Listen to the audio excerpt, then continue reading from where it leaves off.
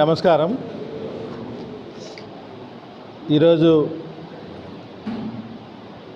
గౌరవ మన మాజీ ముఖ్యమంత్రి జగన్మోహన్ రెడ్డి ఆదేశాల మేరకు ఇండోర్ మీటింగ్ను మైదుకూరు నియోజకవర్గంలో గౌరవ మాజీ శాసనసభ్యులు రఘురామరెడ్డి సారు ఆధ్వర్యంలో నిర్వహిస్తున్నాం. ఈ కార్యక్రమానికి ఇచ్చేసినటువంటి నాతోటి మిత్రులందరికీ హృదయపూర్వక నమస్కారాలు. మరి ఈ కార్యక్రమంలో అన్ని విషయాలు మన పెద్దలు మాట్లాడతారు.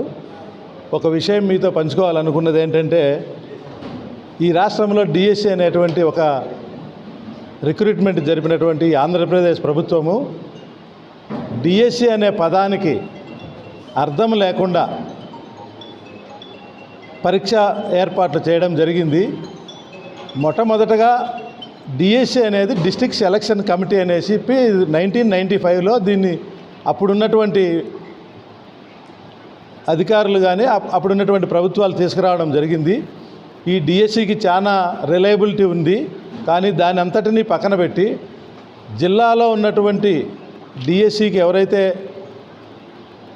చైర్మన్గా ఉంటారో వారందరినీ దీంట్లో లేకుండా విధి విధానాలను పక్కన పెట్టి, వాస్తవ పరిస్థితులు ఏంటంటే డిఎస్సికి కలెక్టర్ చైర్మన్గా ఉంటారు. డిస్టిక్లో ఆయనే పెద్ద కాబట్టి ఆయన కింద ఉన్నటువంటి కమిటీ సభ్యులు ఎవరైతే డిఈఓ కానీ, లేదంటే ఎస్ఎస్ఏ ప్రాజెక్ట్ ఆఫీసర్ కానీ, ఇంకా ఆర్జేడి రకరకాల వాళ్ళ కమిటీ సభ్యులు కూడా ఉంటారు. వారందరికీ చైర్మన్గా జిల్లా కలెక్టర్ గారు ఉంటారు. వారు ఈ విధి విధానాలను నిర్ణయించి పరీక్షలు జరిపి ఫలితాలను ప్రకటించి తద్వారా మెరిట్ క్యాండిడేట్స్ని సెలెక్ట్ చేసి ఉద్యోగాలు ఇవ్వడం అనేది దీంట్లో ఉండేటువంటి ముఖ్యమైన విషయము. మరి ఇదంతా ఎక్కడికి పోయిందో అర్థం కావాలా. ఫస్ట్ దీనంతటినీ సెంట్రల్ ఆఫీసు విజయవాడ ఎస్సీఆర్టీ వాళ్ళు తీసుకోవడం, మరి పరీక్షలు వాళ్ళు జరిపినారా వీళ్ళు జరిపినారా, పేపర్ ఎక్కడ తయారైంది, అసలు పేపర్ ఎక్కడ తయారు కావాలి, పేపర్ ఎక్కడ తయారు కావాలి.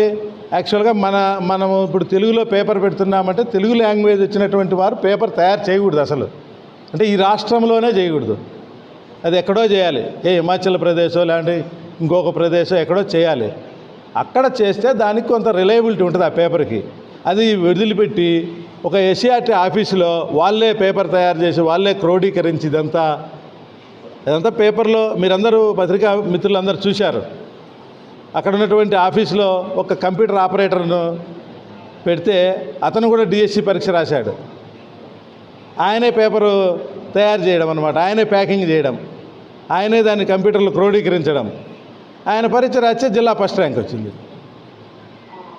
రెండు రాస్తే 2 ఫస్ట్ ర్యాంకులు వచ్చినాయి. సరే వచ్చినాయి, జరిగినాయి. ఎవరు ఇంటర్వ్యూ చేయాలి దీన్ని, ఎవరు అసలు అపాయింట్మెంట్ ఆర్డర్స్ ఇవ్వాలి? డిస్ట్రిక్ట్ సెలక్షన్ కమిటీ అథారిటీ ఉండేది జిల్లా కలెక్టర్. జిల్లా కలెక్టర్ వాళ్ళకు ఫోన్లు మెసేజ్ చేస్తారో లేకుంటే కాల్ లెటర్ పంపిస్తారో అపాయింట్మెంట్ ఆర్డర్లు ఇస్తారో అది ఆయన చేయాల్సినటువంటిది.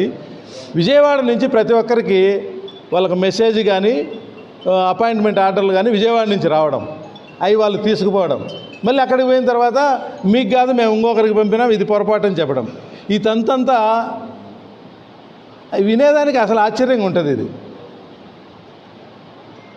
ఒక జిల్లా కలెక్టర్ చేయాల్సిన పనిని మీరు చేతల్లోకి తీసుకొని మరి ఇదంతా ఎంత దూరం పోయిందంటే అంత దూరం పోయింది. దీని మీద కూడా వైఎస్ఆర్ కాంగ్రెస్ పార్టీ పెద్ద ఎత్తున నిరసన కార్యక్రమాలు కానీ అన్నీ కూడా తెలియజేయడం జరిగింది. చాలామంది ఈ దీంట్లో నష్టపోయినటువంటి ప్రతి విద్యార్థి కూడా మరి మన పెద్దలు మాజీ ముఖ్యమంత్రి జగన్మోహన్ రెడ్డి గారిని కలవడం జరిగింది. వాళ్ళందరికీ కూడా న్యాయ సహాయం అందిస్తామని చెప్పడం కూడా జరిగింది. మరి అదేవిధంగా మన పెద్దలందరూ కూడా పలు దఫాలు మన రఘురామరెడ్డి సార్ కూడా తెలియజేశారు. ఖచ్చితంగా ఇక్కడ కూడా ఎవరన్నా అలాంటి వాళ్ళు ఉంటే మన రఘురామరెడ్డి సార్ ద్వారా వారికి న్యాయ సహాయం అందించి వాళ్ళని ముందుకు తీసుకుపోయే విషయంలో వైఎస్ఆర్ కాంగ్రెస్ పార్టీ ముందుంటుందని చెప్పి మీ అందరికీ తెలియజేసుకుంటూ మరి ఈరోజు ఈ కార్యక్రమానికి నన్ను ఆహ్వానించినందుకు హృదయపూర్వక నమస్కారాలు. Thank you very much.